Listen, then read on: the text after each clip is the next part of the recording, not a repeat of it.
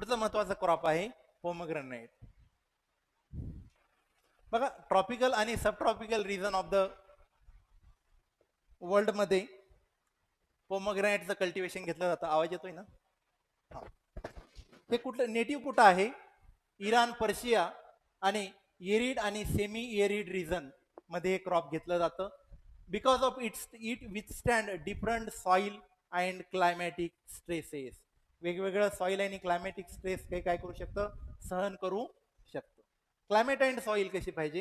Grow well under arid किंवा semi arid कंडिशनला.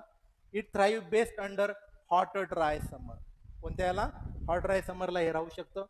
Cold winter provide irrigation facility are available. Cold विंटरला इथे राहू शकतं. आता दोन्ही कंडिशन मध्ये याला काय करायला पाहिजे? प्रॉपर इरिगेशन फॅसिलिटी द्यायला पाहिजे. Tree require hot and dry climate during the fruit development. Fruit डेव्हलपमेंटच्या टाइमला त्याला काय पाहिजे? हॉट आणि ड्राय क्लायमेट पाहिजे. त्याचबरोबर रायपिनिंगला पण तेच पाहिजे. It can not provide sweet fruit unless temperature is high. जोपर्यंत हाय टेम्परेचर आपल्याला भेटत नाही तोपर्यंत फ्रूटची गुड क्वालिटी आपल्याला भेटत नाही.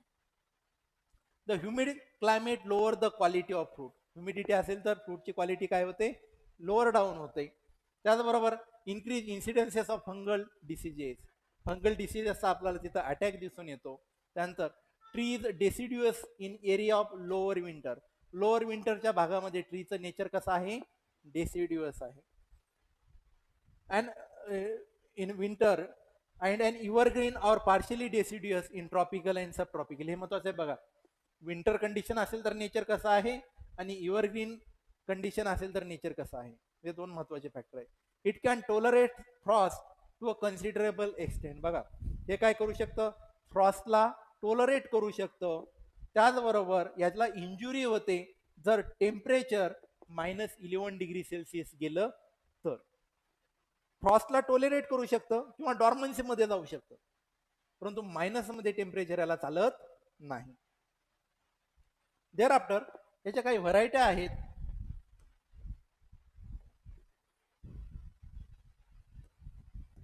सगळ्यात महत्वाची व्हरायटी आहे याची गणेश, ज्याला आपण म्हणतो जीबी. हे गणेश किंड रिसर्च स्टेशन माहिती आहे तुम्हाला? A selection from Alandi. कुठून सिलेक्शन आहे? Alandi. It was released for commercial cultivation in 1936 and renamed as a Ganesh. Ganesh कधी नाव दिलं त्याला? 1970 मध्ये. Ganesh has revolutionised the cultivation of pomegranate in Maharashtra. ह्या व्हरायटी नाही एवढं क्रांती घडून आणली का ओव्हरऑल महाराष्ट्र म्हणजे ज्या ज्या भागामध्ये पोमग्रेनेटसाठी अडॉप्टेबल कंडिशन आहे तिथे तिथं पोमग्रेनेटचं कल्टिवेशन घेण्यासाठी ह्या व्हरायटीनं मदत केलेली आहे. त्यानंतर आहे G137. This is a clonal selection from again Ganesh. त्यानंतर P23. It is a seedling selection from traditional Muscat seedling. बघा, P23 काय आहे? ट्रॅडिशनल मस्कत सीडलिंगचं सिलेक्शन आहे. And population grown in and around Kolhar region of the Ahmednagar district. P23. आता सध्या कोणत्या आरक्ता variety आहेत? फुले आरक्ता वगैरे ज्या व्हरायटी आहे त्याच्यात थोडंसं एकदा कॅरेक्टर बघून घ्या तुम्ही, किंवा फुले भगवा, सुपर भगवा याच्यावर थोडंसं लक्ष द्या. त्यानंतर Mridula, a seedling selection from open pollinated progeny. Mridula काय आहे? सीडलिंग सिलेक्शन आहे. कशापासून? Open pollinated progeny. Raised from the F1 progeny of cross of Ganesh, Gule Shah and red. 3 आहे बघा इथं. गणेश, गुले शहा अँड रेड हे तिन्हीचा क्रॉस आहे. हा महत्वाचा आहे, युनिक आहे. इट हॅज, याचं कॅरेक्टर काय? It has a blood red arils. त्याचे एरिल्स कशा आहेत? ब्लड रेड कलरच्या आहेत. With very soft seed. Seed एकदम सॉफ्ट आहेत आणि juicy and sweet in taste. त्याचे टेस्ट कसे आहे? Juicy and sweet. It is significantly superior cultivate. कसे आहे? सुपिरियर कल्टिवर आहे आणि कमर्शियली ग्रोन पोमोग्रेनेट आहे. त्याचबरोबर पुढचे आहे Jyoti. This is a selection from mixed seedling. काय आहे हे? मिक्स्ड सील्डिंगचं सिलेक्शन आहे. त्याचबरोबर population of Bassein seedling and Dholka pomegranate selection कशा कशाचा आहे जो तिथं लक्षात ठेवा. Selection from mixed seedling population of Bassein seedless and Dholka seedless याचं सिलेक्शन आहे. त्यानंतर पुढचे आहे Ruby variety. It is a hybrid from 3-वे क्रॉस. रब्बी कशाचा क्रॉस आहे? 3-वे cross. Ganesh into Kabul into year code and Gulshan ए रोज पिंक हा याचा क्रॉस आहे. हे 3 क्रॉस आहेत लक्षात घ्या. हे 3 क्रॉस आहे. देअर आफ्टर प्रोपगेशन कसं केलं जातं याचं? Difficult root by cutting. Root by cutting propagation करणं कसं आहे याचं? डिफिकल्ट आहे. The woody younger than 6 months and older than 8 months is unsuitable for cutting. बघा, कटिंगसाठी जर आपल्याला मटेरियल सिलेक्ट करायचं असेल तर यंगर दॅन 6 महिन्यापेक्षा कसं असलं पाहिजे? जास्त. आणि 18 महिन्यापेक्षा कसं असलं पाहिजे? कमी. Hardwood lateral shoot which usually flower and fruit are unsuitable for propagation. Lateral shoot avoid करायचे. कसे? जे की फ्लावर अँड फ्रूट आहेत ते. त्यानंतर cutting made from new growth of softwood. New growth असेल सॉफ्टवूड तर ते सिलेक्ट करायचे आणि त्याला 0.5% potassium salt along with IBA solution for 30 seconds generally roots better. ह्या सोल्युशनची जर त्याला ट्रीटमेंट दिली तर त्याला रूट काय होतात? प्रॉपररित्या येतात. Producing high quality root. तिथून काय भेटतं आपल्याला? हाय क्वालिटीचे रूट भेटतात. त्याचबरोबर use of IAA and IBA is superior to NAA. कशासाठी? For stimulating rooting in different types of cutting. कशासाठी? IBA आणि IA जर आपल्याला रुटिंग ऑफ कटिंग द्यायचं असेल तर ओव्हर NAA ते काय केलं जातं? प्रिफर केलं जातं. त्यानंतर there is highest 80 to 90% survival rate under mist. Under कशाच्या? Mist. Specially after IBA treatment. आता इथं सगळीकडे तुम्ही बघत असाल IAA IBA हे जास्त प्रमाणात काय केलेलं आहे? वापरलेलं आहे. का? तर all of you no pomegranate कशाने प्रोपोगेट केलं जातं? हार्डवूड कटिंग तिथं वापरली जाते. त्यानंतर it is also propagated by air layering और गुट्टी कलम. त्यानंतर air layering during rainy season and November December result in better success. Air layering जर करायचं असेल तर कोणता सीझन आहे? रेनी सीझन किंवा November December winter season. Which profuse routing. त्याला स्पॅग्नम मॉस लावला जातो. रूटिंग येतात ऑल ऑफ यू नो. नंतर ट्रीटमेंट विथ IBA. किती IBA द्यायचा? 10,000 ppm along with lanolin paste result for more number of root layer. 10,000 ppm जर लॅनोलिन दिला तर किती? More number of root layer तिथं आपल्याला दिसून येतील.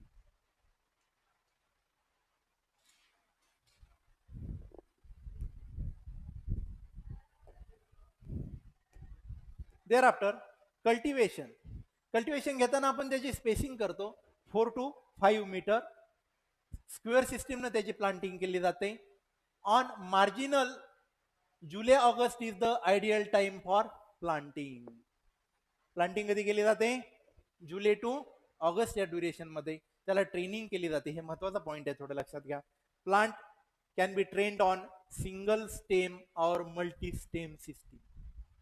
either single or multi-stem. The single stem training has its own disadvantage. Single stem training असेल तर त्याचे वेगळे disadvantages आहेत. The plant have tendency to produce ground sucker. Plant मध्ये कोणती टेंडन्सी आहे? ग्राउंड सकर प्रोड्यूस करण्याची. मेकिंग द प्लांट बुशी. प्लांटला काय होते? बुशीनेस. याला झुडपा टाईप येतं. सिंगल स्टेम सिस्टीम आपण जनरली घेत नाही. सिंगल स्टेम सिस्टीम मध्ये काय होतं? एकच स्टेम असते आणि त्याला जर बोरर लागला किंवा ते जर डॅमेज झाले तर पूर्ण झाड कामातून जाते. त्यामुळे सिंगल स्टेम नाही घेत आपण. पोमेग्रेनेट मध्ये काय करतो? मल्टी स्टेम प्रिपेअर करतो. As a such it is rather difficult to train the plant to single stem. Single stem avoid करतोय. The crop is highly susceptible to stem borer. Stem बोररला कसं आहे, हे ससेप्टेबल आहे आणि त्याचबरोबर शूट होल बोररला पण ससेप्टेबल आहे. Moreover single system is hazardous. कशी आहे सिंगल सिस्टीम? धोकादायक आहे. Thus single stem training is uneconomical for commercial cultivation. Single stem training कशी आहे? अनइकॉनॉमिकल आहे जर आपण कमर्शियल स्केलला त्याचं कल्टिवेशन घेत असू तर. Therefore multi stem training is more prevalence in the country. भारतामध्ये कोणती ट्रेनिंग सिस्टीम घेतली जाते? Multi stem training.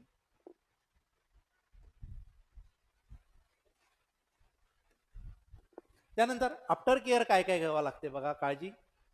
In arid condition generally मृग बहार इज प्रिफर्ड. एरिड कंडिशनला कोणता बहार घेतोय आपण? मृग बहार. So that natural precipitation could be used for fruiting. झालेलं आहे. Therefore after harvest the orchid is left as such until the under the cover of natural grasses. Harvest केल्यानंतर त्याला काय करायचं? उन्हाळ्यापर्यंत तसं सोडून द्यायचं. कोणती इंटरकल्चरल ऑपरेशन करायचं नाही. Anti transparent. कोणत्या अँटी ट्रान्सपरंट वापरायचे? 10% कॅव्हलिन. त्याचबरोबर 10 M phenyl mercuric acetate, 1.5% powder of oil and 1% liquid paraffin. हे अँटी ट्रान्सपरंट म्हणून वापरायचे. अँटी ट्रान्सपरंट का वापरतो ऑल ऑफ यू नो? बहार ट्रीटमेंट एक्सप्लेन करत नाही, झालेलं आहे ऑलरेडी.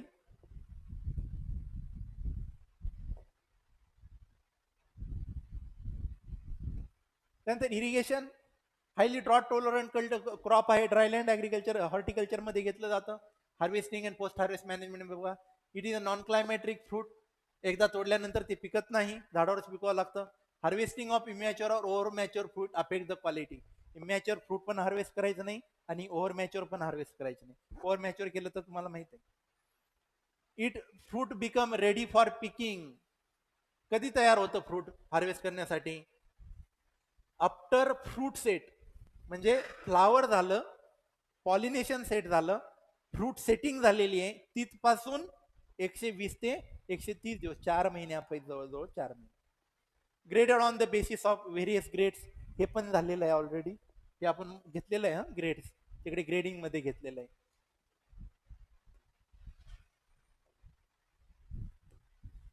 त्यानंतर पॅकेजिंग अँड स्टोरेज मध्ये बघा. Safe temperature for cold storage किती आहे? 2 मंथ और 10 वीक्स. 2 महिने किंवा 10 आठवडे. किती डिग्री सेल्सिअसला? 2 डिग्री सेल्सिअसला आपण त्याला स्टोअर करून ठेवू शकतो. त्यानंतर longer storage should be at. बघा, लॉंगर स्टोरेज जर करायचं असेल तर 10 डिग्री आणि रिलेटिव्ह ह्युमिडिटी किती पाहिजे? 9%. But avoid chilling injury. Chilling injury काय करायची? त्याची अवॉइड करायची आहे. त्यानंतर फिजिओलॉजिकल डिसऑर्डर मध्ये बघा. Internal break down, disintegration of arils. एरिलचं काय होतंय? इंटरनल ब्रेकडाऊन म्हणजे बाहेरून व्यवस्थित दिसते परंतु आतमध्ये काय झालेलं असतं? ते डॅमेज झालेलं असतं. Disintegration of aril in matured pomegranate known as internal breakdown or blackening of aryl. Aerial जर तुम्ही आतमध्ये बघितलं तर ब्लॅक कलरचे झालेले दिसत आहेत. This disorder can not be identified. बाहेरून ते काय आपल्याला दिसत नाही. Whereas arils become soft. ह्यामध्ये काय होतं? एरिल सॉफ्ट होतात. Light creamy brown to black dark blackish brown. कोणता कलर येतो? Light cream brown to dark blackish brown. And fruit become unfit for consumption साठी ते फिट राहत नाही. त्याचबरोबर it is increasing rapidly in the pomegranate growing pocket. ज्या ज्या भागामध्ये पोमोग्रेनेटचं फ्रूट घेतलं जातं महाराष्ट्रामध्ये त्या त्या भागामध्ये हा प्रिव्हेलंटली आपल्याला दिसून येतो. त्याचबरोबर incidence of internal breakdown occur 90 day after anthesis. Anthesis झाल्यापासून किती दिवसांनी आपल्याला हा दिसून येतो internal breakdown? Near about 90 days. Pomegranate should be harvested. कधी हार्वेस्ट करायचं? 120 ते 135 दिवसानंतर. कशासाठी? हा डिसऑर्डर आपल्याला अवॉइड करण्यासाठी.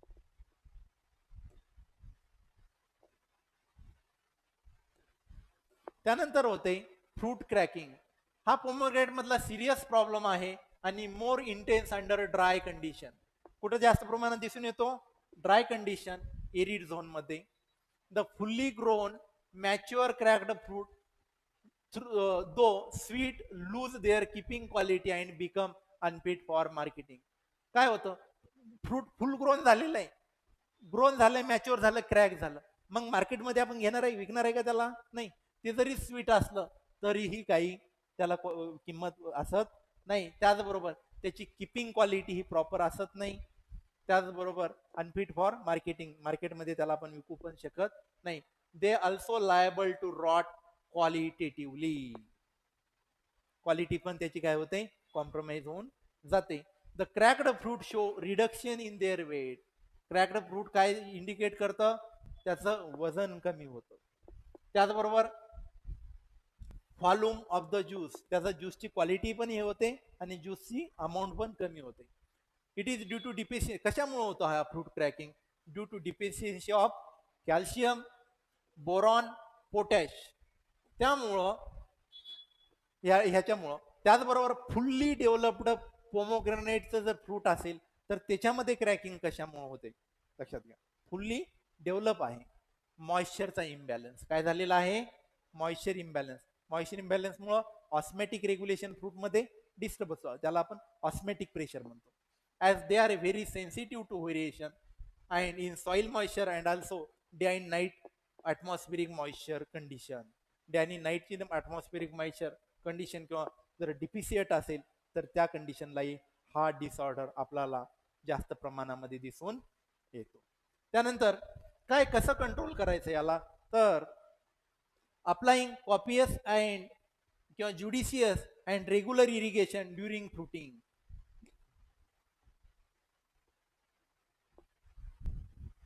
जेव्हा त्याला फ्रुटिंग लागते, फ्रुटिंग सीझन आहे, तेव्हा त्याला प्रॉपर इरिगेशन काय केलं पाहिजे, प्रोव्हाइड केलं पाहिजे, जेणेकरून स्ट्रेस बसणार नाही.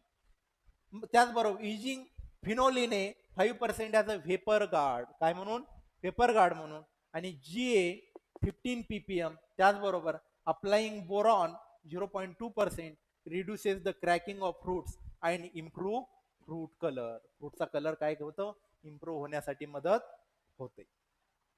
तर अशा पद्धतीनं आपण पोमोग्रेनेटचं काय करतो, कल्टिवेशन घेतो.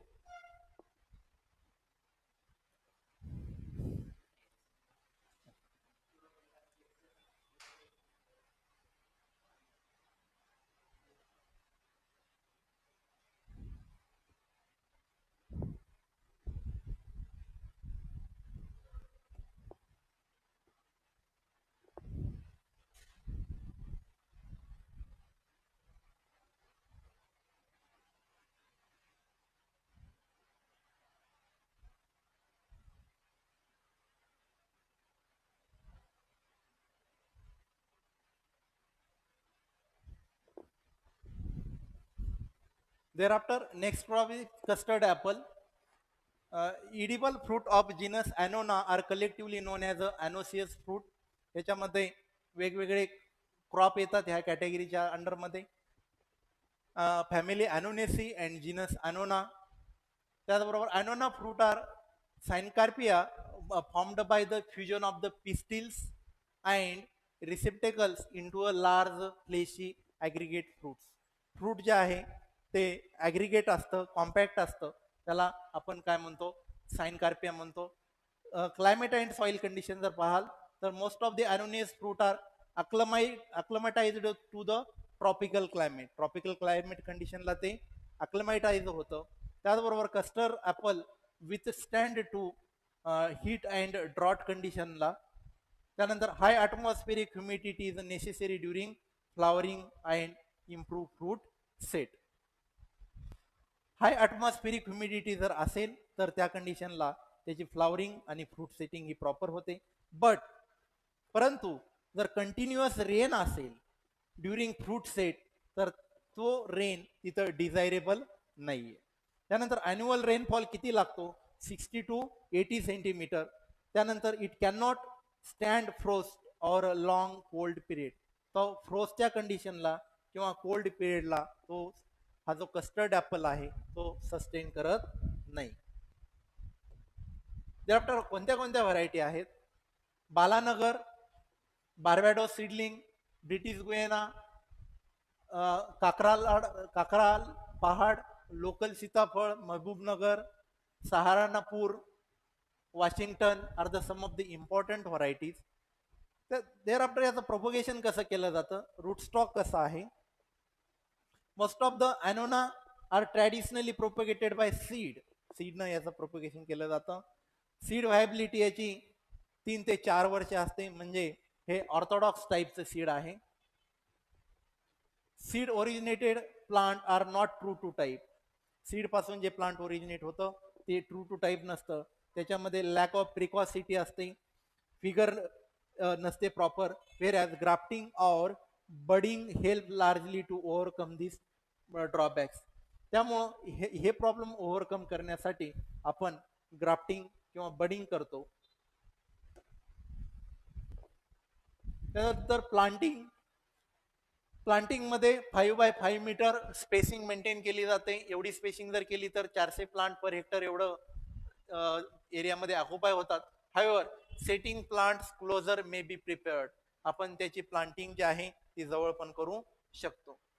Plant spaced at 4x4 metre accommodate 625 plant per hectare. 625 झाडं एका हेक्टरमध्ये बसतात जर आपण 4x4 मीटरनी स्पेसिंग ठेवली तर. त्यानंतर planting should be carried out preferably in the spring याच्यामध्ये आपण काय करतो, त्याची प्लांटिंग करतो, so that plant establish root in the summer. त्यामुळे काय होतं, समरमध्ये त्याचे रूट प्रॉपर इथे इस्टॅब्लिशमेंट होतं. त्यानंतर प्रुनिंगचे जर बघितलं तर खूप कमी प्रुनिंग केली जाते कस्टर्ड ॲपलमध्ये, किंवा we can say that negligible केली जात नाही. Selective and mild pruning of dead wood. जे काही डेड वूड आहे खराब झालेले ते काढून टाकले जातात. त्याचबरोबर ओल्ड ब्रँचेस काढले जातात. हे काढल्यामुळं त्याच्यामध्ये प्रॉपर फोटोसिंथेसिस होण्यासाठी आणि स्पेस मेंटेन होण्यासाठी मदत होते. Severe pruning is डेट्रिमेंटल for the plant growth. जास्त प्रमाणामध्ये जर प्रूनिंग केली तर ती प्रूनिंग प्लांटच्या वाढीला अफेक्ट करते, डेट्रिमेंटल ठरते.